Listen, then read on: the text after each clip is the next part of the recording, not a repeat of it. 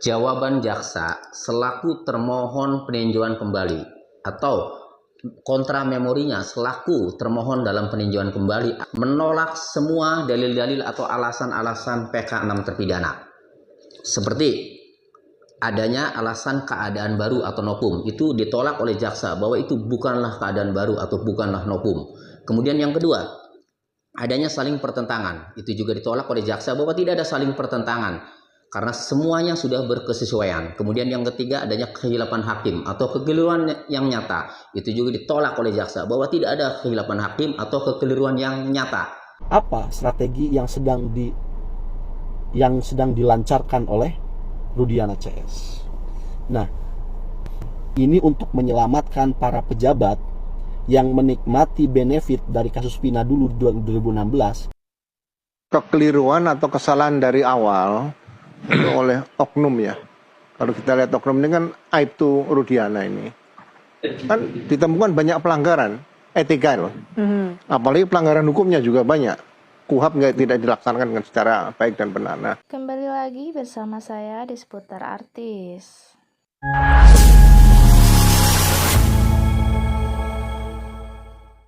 Baiklah, kali ini kita akan membahas yang mana jaksa tolak PK 6 terpidana. Begini videonya. Jawaban jaksa selaku termohon peninjauan kembali atau kontra memorinya selaku termohon dalam peninjauan kembali menolak semua dalil-dalil atau alasan-alasan PK 6 terpidana. Seperti adanya alasan keadaan baru atau novum, itu ditolak oleh jaksa bahwa itu bukanlah keadaan baru atau bukanlah novum.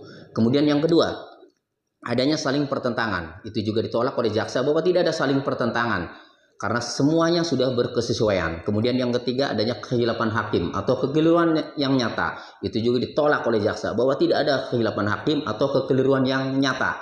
Nah, kemudian terakhir, kecelakaan lalu lintas, itu juga ditolak oleh jaksa bahwa itu bukanlah kecelakaan lalu lintas melainkan pembunuhan. Wajar namanya jaksa selaku termohon pasti mempertahankan apa yang sudah ia dakwa, apa yang sudah ia tuntut, apalagi sudah divonis oleh hakim. Wajar ia mempertahankan karena kalau jaksa selaku termohon PK itu mengiyakan dalil-dalil atau alasan-alasan pemohon, membenarkan alasan-alasan pemohon, maka ia pasti dimarahi oleh atasannya, pasti digantung oleh pimpinannya. Biarkan saja, yang penting di sini ketika jaksa sudah menolak semua dalil-dalil atau alasan-alasan PK, tinggal penasihat hukum 6 terpidana ini harus bisa membuktikan alasan-alasan PK-nya. Harus bisa membuktikan dengan alat bukti atau novum. Satu, dengan alat bukti yang diajukan nanti dapat membuktikan bahwa memang ada keadaan baru, ya, ada bukti baru bahwa itu adalah kecelakaan. Kemudian yang kedua, ya, harus bisa membuktikan adanya saling pertentangan dan harus bisa membuktikan adanya kehilapan hakim, ya, dan harus bisa membuktikan bahwa itu adalah benar-benar kecelakaan lalu lintas. Oleh karenanya di momen yang sangat berharga ini dalam pemeriksaan PK ini, ya, ada dua hal yang harus benar-benar diingat. Satu, ya, harus benar-benar menghadirkan novum yang benar-benar novum, ya, sebagaimana dimaksud dalam pasal 263 KUHAP. Yang kedua, selain harus benar-benar novum, novum itu harus berkualitas. Yang berkualitas adalah novum yang mendukung dalil-dalil atau mendukung alasan-alasan PK sehingga dapat menguatkan dalil-dalil atau alasan-alasan PK-nya. Misalnya alasan PK didominasi ini kecelakaan. Nah, novum yang berkualitas adalah benar-benar alat buktinya atau saksinya, ya, atau alat bukti lainnya benar-benar mendukung bahwa itu adalah kecelakaan lalu lintas. Syukur-syukur, ya, bisa menghadirkan bukti baru berupa video atau rekaman CCTV yang dikategorikan saintifik sehingga telah dapat mematahkan dakwaan atau konstruksi hukum jaksa yang didakwakan oleh jaksa bahwa itu adalah pembunuhan. Keren itu kalau memang benar ada CCTV-nya itu bisa terungkap. Oh iya, saya ketemu dengan Ibu Elsa Sarif tuh beberapa hari yang lalu. Kalau beliau mengatakan tim sus itu sudah bekerja dan simpulnya tidak ada pelanggaran apapun. Saya tanya, ibu memang hadir waktu pemeriksaan? Tidak. Lalu ibu dapat informasi dari siapa? Katanya dari itu Rudiana. Tolong saya koreksi ya kalau saya salah. Itu ingatan saya begitu. Ya saya timpali, oh begitu. Dengan segala hormat kan Ibu Elsa kan bukan bagian dari Mabes Polri. Jadi informasi tetaplah tidak bisa dianggap sebagai informasi yang sahih. Ya. Karena pada saat yang sama saya punya sumber informasi yang lain, yaitu firasat saya. Yang justru perkiraan saya nih Mas Insan, sudah terjadi pelanggaran Mas, baik itu dari sisi pidana maupun etik. Yang dilakukan oleh Ya, terkait kasus Cirebon 2016. Berarti kan no case. Dan juga ada pelanggaran etik, tapi itu firasat saya sih. Jadi tinggal kita mau percaya mana nih, firasat saya Al-Fakir yang daif ini ataukah pada versinya Bu Elsa. Bagi saya dua-duanya sama aja, mungkin benernya sama aja, mungkin ngawurnya gitu. Tunggu pengumuman Mabes Polri. Apa strategi yang sedang dilancarkan oleh Rudiana CS? Nah, ini untuk menyelamatkan para pejabat yang menikmati benefit dari kasus Vina dulu 2016 yang naik jabatan untuk maka mereka akan tetap berpedoman kepada inkrah. Namun ada yang direvisi. Apa itu yang direvisi? Hukuman kepada setiap individu dari ke-6 terpidana ini. Karena pelaku utamanya 3 DPO fiktif, dihapus 3 DPO itu kan, sama polisi sendiri itu yang hapus. Berarti pelaku utamanya yang paling kejam yang seharusnya dapat seumur hidup ya 3 DPO. Sedangkan misalkan menjadi 8 tahun 5 bulan misalkan. Ada yang 8 tahun 2 bulan. Akhirnya apa? Semuanya bebas pada ujung-ujungnya. Memang tetapi dengan cara seperti itu artinya apa? Para kayak Rudiana CS, orang-orang yang mendapatkan benefit jabatan dari kasus Vina 2016 itu aman. Banyak netizen yang bertanya-tanya ke gua, "Bang, itu kok wajah si Ripadi alias Ucil songong ya? Kelihatannya bener-bener ngeselin." Memang betul. Dari 7 terpidana kasusnya si Pina si Eki, memang wajah Ripadi sosok yang paling ngeselin. Bener, memang paling ngeselin. Songong, tampang serem lah. Jadi bantangol kalau kata orang Sunda. Bangor lah. Tapi kita sampingkan dulu guys untuk masalah tersebut. Kita di sini untuk mencari kebenaran. Apakah benar 7 terpidana tersebut tidak melakukan hal yang selama ini kita ketahui bahwa merekalah pembunuhnya Pina dan Eki.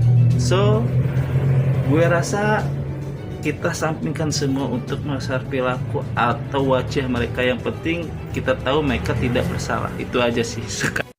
Baiklah, maka dapat kita simpulkan sejumlah dalil peninjauan kembali atau PK yang diajukan 6 terpidana kasus pembunuhan Vina Cirebon dan Muhammad Rizky di Cirebon, Jawa Barat ditolak jaksa penuntut umum.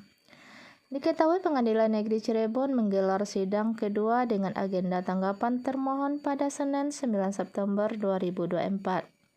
Ke-6 terpidana itu adalah Jaya Suprianto, Eko Ramadhani, Eka Sandi, Hadi Saputra, dari Valdi Aditya Wardana. Renanda Bagus, salah satu jaksa yang mengatakan keterangan sejumlah saksi yang diajukan pihak pemohon tidak termasuk novum atau bukti baru. Keterangan saksi yang dimaksud dalam memori PK adalah Saka Tatal, Teguh, dan Liga Akbar. Keterangan para saksi tersebut bukanlah novum karena keterangan itu telah disampaikan saksi dalam persidangan 2017 di bawah sumpah dan dinyatakan dalam keadaan bebas, ungkapnya. JPU juga menolak keterangan Dede Riswanto yang dijadikan salah satu novum tim kuasa hukum para terpidana. Dalam memori PK, pemohon Dede menyatakan mencabut kesaksiannya saat diperiksa oleh penyidik pada tahun 2016. Dede mengaku telah berbohong karena merasa ditekan. Namun menurut Renanda, pencabutan keterangan itu tidak termasuk novum. Sebab Dede telah menyampaikan kesaksiannya di bawah sumpah meski tidak hadir langsung di pengadilan pada 2016 lalu. Dalam surat pernyataan tidak ada tekanan atau intimidasi pada Dede, ungkapnya. Renanda menambahkan alasan pemohon mengajukan PK karena adanya kekhilafan hakim juga tidak bisa diterima. Menurut dia, putusan hakim telah berdasarkan asas hukum dan fakta persidangan. Pandangan pemohon bahwa terjadi peradilan sesat pun dianggap mengada-ada. Dalam memori PK pemohon, beberapa alasan kekhilafan hakim adalah adanya 2 laporan berbeda terkait penetapan tersangka. Sementara jaksa lainnya, Solihin, mengatakan hal itu masuk dalam ruang lingkup peradilan, bukan dalam PK. Solihin juga membantah alasan pemohon bahwa hakim telah mengesampingkan informasi tidak adanya pendampingan hukum tersangka setelah ditangkap. Menurut dia, sesuai fakta persidangan, para tersangka memutuskan tidak menggunakan haknya mendapat pengacara saat itu. Begitu pula dengan pendapat tim kuasa hukum PK bahwa kliennya mendapat penyiksaan saat penyidikan. Pernyataan tersebut tidak berdasarkan hukum. Semestinya para terpidana dapat membuktikan kekerasan fisik tersebut dalam bentuk visum, ungkap Solihin. Sementara Jutek Bongso, kuasa hukum para pemohon, keberatan dengan tanggapan termohon. Novum yang kami ajukan ini belum pernah dihadirkan di persidangan sebelumnya. Keterangan Dede misalnya belum pernah ada, kesaksiannya hanya dibacakan, kata Jutek Bongso, tim kuasa hukum pemohon. Begitu pula dengan saksi-saksi yang mengungkap bahwa Vina dan Rizky diduga mengalami kecelakaan. Sejumlah saksi itu katanya belum pernah dihadirkan di persidangan sebelumnya. Kami ingin buktikan bahwa itu bukan pembunuhan tapi diduga kecelakaan, ungkap Jutek. Pihaknya pun menduga majelis hakim khilaf saat memutuskan kasus ini karena minim metode pembuktian ilmiah. Rekaman pemantauan atau CCTV di tempat kejadian perkara misalnya tidak pernah dibuka. Sekian saja informasi kita hari ini. Saya ucapkan terima kasih.